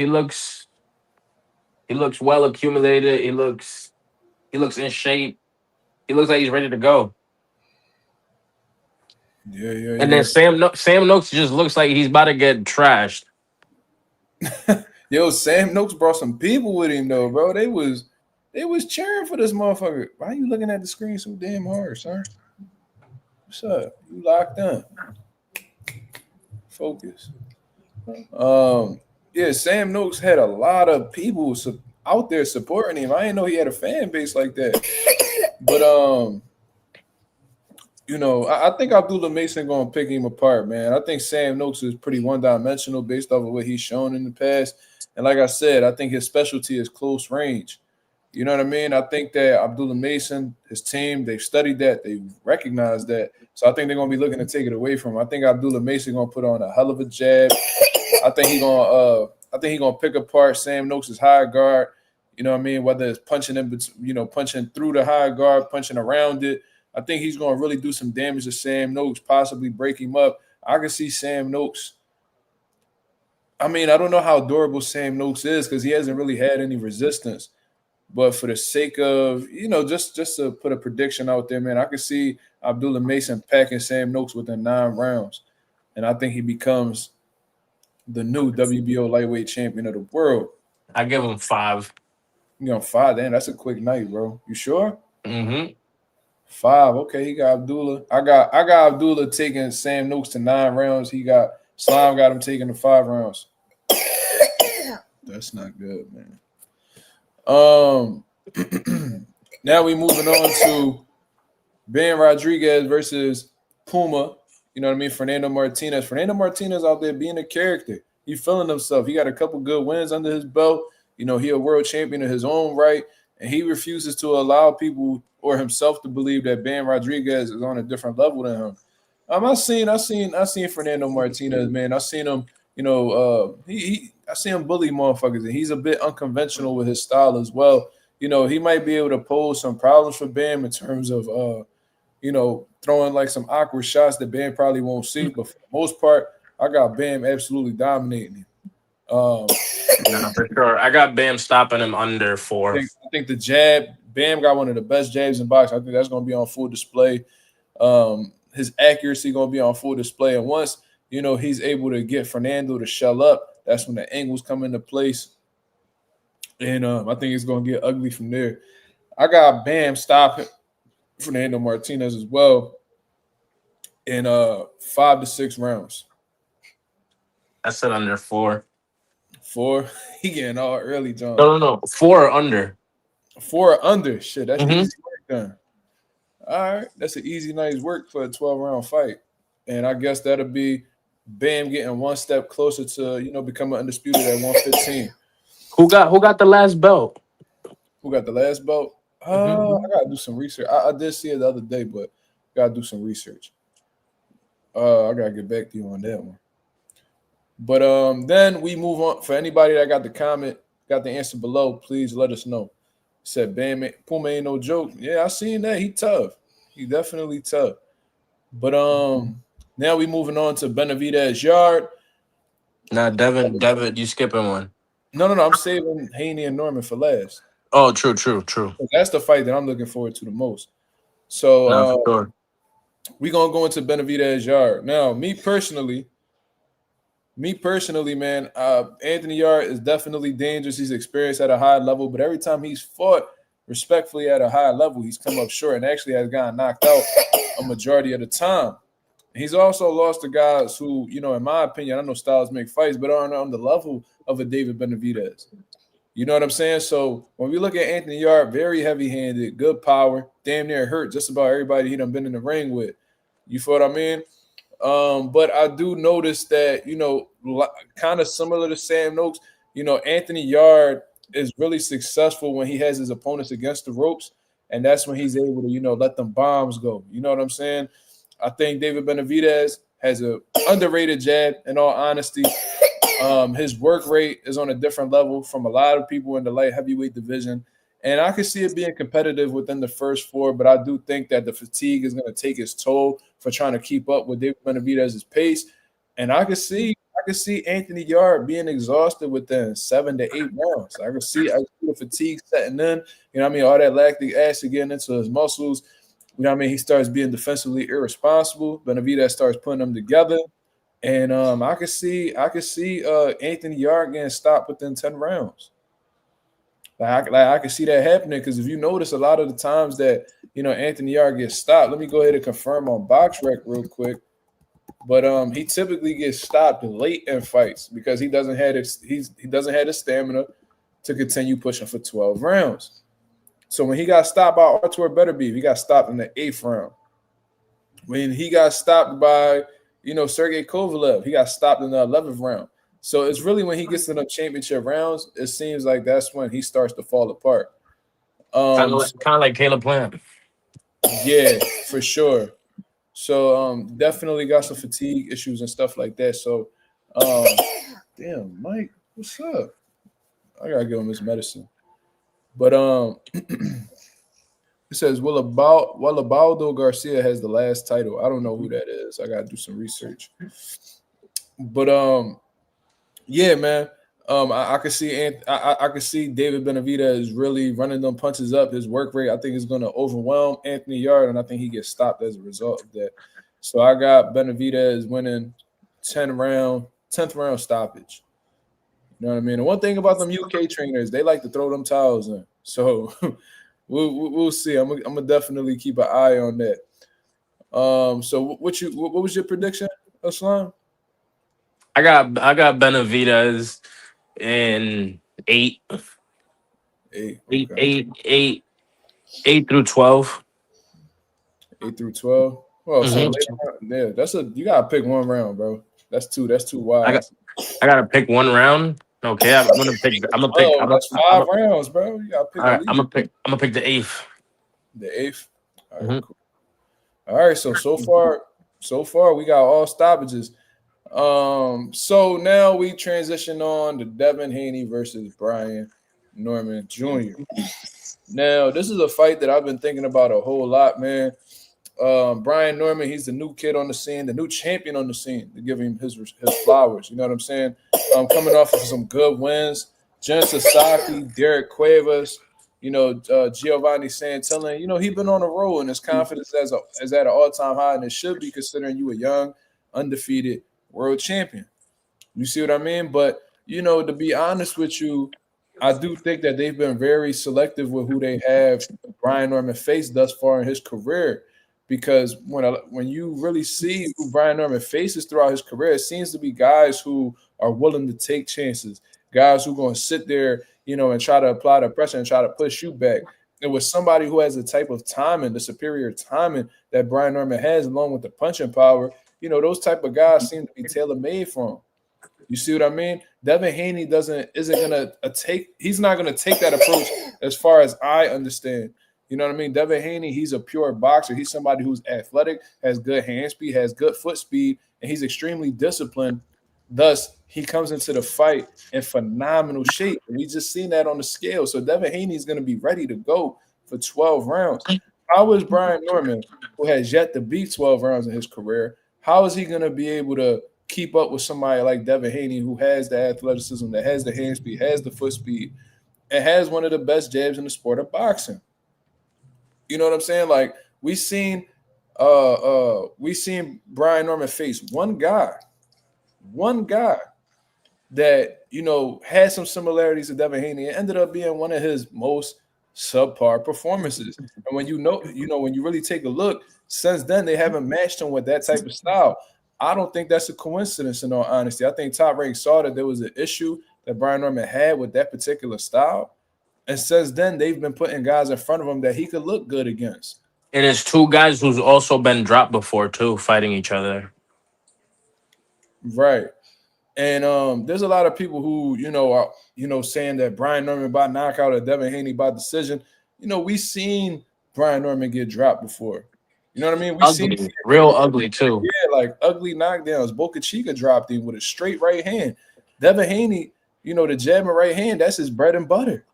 You know what I mean? So, and with Brian Norman's lack of head movement, keeping his head on the center line and just being hit so relatively easy, I could see, oh, you about to throw up? Oh yeah, we gotta wrap this shit up. With somebody that has the punch accuracy as a Devin Haney, you know what I mean? Somebody who has the hand speed of a Devin Haney, somebody who's a sharp. He's not a big puncher, but his punches are sharp. I wouldn't be surprised if Brian Norman hit the canvas. Brian Norman has a lack of defense. He gets he gets hit. That boy gets hit, and he gets hit clean. You feel what I'm saying? So I can see Devin Haney outboxing Brian Norman. I can see him having a similar performance to what he had against Regis Prograis. Probably not as dominant. He's going to be a bit more calculated. He's going to be a bit more cautious because Brian Norman is a bigger threat than Regis Prograis is, in my opinion. I think it's going to be a bit more disciplined game plan. I think he's going to be a bit more cautious. But for the most part, I see him outboxing Brian Norman. I think Brian Norman has some moments. Shit, he might even rock Devin Haney with a shot. But I just see Devin Haney schooling an inexperienced, promising, champion at 147 pounds in Brian Norman. That's how I see it. My prediction is this. I see it going to a decision shutout. But what I'm hoping for is a performance similar to Regis Prograis, if not more dominant. Hopefully, possibly stopping Brian Norman. Bro, if it's more dominant than Regis Prograis, it damn near should be a stoppage then. Because he was fucking Regis up, bro. That was like complete domination. That was like easy money. If he get more dominant than that, they need to wait it all. Like, I want Devin Haney to look like prime Mike Tyson in that joint. You want Devin Haney like a prime Mike Tyson? Yup, just start him first round. That shit not happen.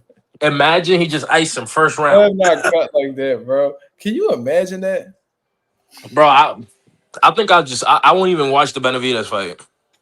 If Devin stopped Norman in the first round, that'd be the wildest shit. Like, oh my God. But boxing been so surprising lately. Who fucking knows, bro? Bro, I'm talking about like one punch just catches him nasty clean, just ices him. I don't know if he got ice Norman, but I'll tell you, if he landed a clean right hand, he could probably rock Brian Norman. I'll tell you that. Yo, oh my God. He could definitely rock him because speed kills too. Brian Norman may not be the biggest puncher. I mean, Devin may not be the biggest puncher, but if he hits you with a shot you don't see, he could rock your shit. I've seen it. I had amateur fighters who couldn't punch at all, but they always got 8 counts because their opponents couldn't see their punches.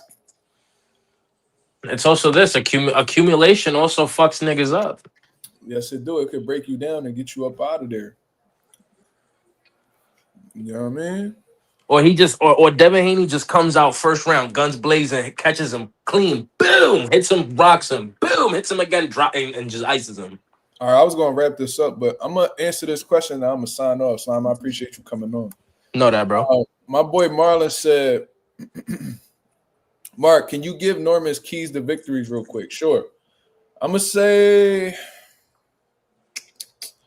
3 things. 1, obviously, he got to cut that ring off because Devin Haney going to be using his feet. That's 1. 2, he needs to find ways to consistently touch the body. So let's actually put this first. Got to touch the body. That's one. The quicker you're able to land clean, effective shots to the body, the more likely you are to take Devin Haney's legs away from him. And you want Devin Haney to be a sitting duck because Devin Haney's defense is not good when he sits in the pocket. From my observation, that's not his. He's not like Shakur where he could sit in front of you and make you miss. He's not like a Wilfred Benitez. His legs are his first line of defense. You know what I mean? His reflexes are like his second line of defense, in all honesty. So if you're able to take his legs away, you're putting yourself in a great position.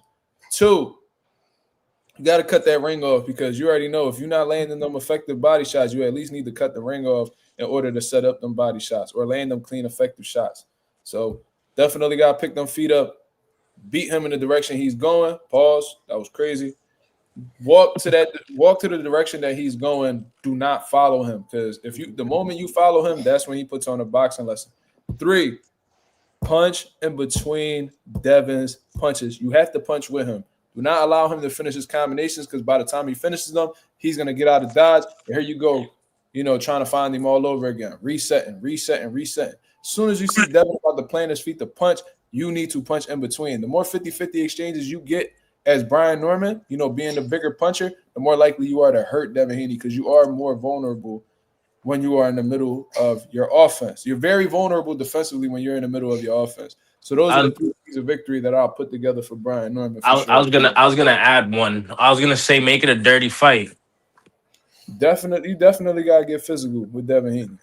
Make it a dirty fight. Try to frustrate Devin. Try to make him, I hope it's not a situation where Brian Norman try to prove that he's the superior boxer. Cause I see people do that low IQ shit, and I don't be understanding that shit. But if it goes to that, yeah, he's getting stopped. Yeah, I don't understand that. I don't understand that at all. Bella, all right, this is definitely gonna be the last one, but I fuck with Bella. She said, "Do y'all think Dev's feet will give him problems? Possibly. If he's not able to cut off the ring, or if he's not able to cut off the ring effectively, or he's just having trouble, keeping up with Dev, or landing, able to close the gap. If he's not able to close the gap effectively against Dev, yeah, Dev's feet can give him problems. Norman liked the box. So if Norman liked the box, then he's gonna he might be tailor-made for Dev, bro. They're gonna give him a reason to not like it. But all right, I'm out of here, bro. I appreciate you, brother. Thank you very much, my boy. No doubt. No doubt. Oh, yep. So my boy done woke up out his damn sleep. I thought I had him down and out. He fell asleep in my arms, but I guess I got to put him back down. You feel what I mean? Shout out to everybody that came through and show love as always. If y'all could go ahead and hit the like button on the way out, that'd be very much appreciated. We on the road to 4K. We went into the 3,200 mark. About to hit that 3,300 mark in due time. Shout out to the nation and the mind for making this possible. Signing off, me and Micah Rosa. I'll be back at y'all with another live tomorrow, giving you guys my live fight commentary to Brian Norman versus Devin Haney, David Benavidez versus Anthony Yarde, Ben Rodriguez versus Fernando Martinez, and of course, Abdullah Mason versus Sam Noakes. Look, count, baby, count. No? All right, whatever. I'll be tuned in for that. So be in the building with me, man. And the post-fight reactions are going to be crazy because there may possibly be some upsets. You know what I mean? There's going to be some people that's going to be happy. There's going to be some people that's going to be upset. If you want to see which one I'm going to be, tune in, man. Until then, I hope you guys have a blessed, beautiful night. I'm up out of here, man. Peace.